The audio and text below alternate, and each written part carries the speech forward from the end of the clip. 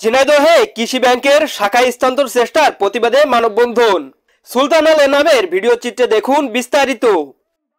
ঝিনাইদহের হরিণাকুণ্ডুতে কৃষি ব্যাংকের শাখা স্থানান্তর চেষ্টার প্রতিবাদে মানববন্ধন কর্মসূচি পালিত হয়েছে।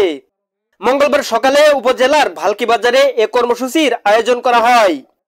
এতে ব্যানার ফেস্টুন নিয়ে ওই এলাকার ব্যবসায়ী, কৃষক, জনপ্রতিনিধি, শিক্ষক, শিক্ষার্থী সহ নানা শ্রেণীর পেশার মানুষ অংশ নেয়। ঘণ্টাব্যাপী চলা এই কর্মসূচিতে স্থানীয় জনপ্রতিনিধি ইমদাদ হোসেন, মুক্তিযোদ্ধা রেজাউল ইসলাম, মহিউদ্দিন মাস্টার, ব্যবসায়ী আব্দুল খালেক, স্কুল শিক্ষক ফয়জুর রহমান ফয়েজ সহ অন্যান্যরা বক্তব্য রাখেন।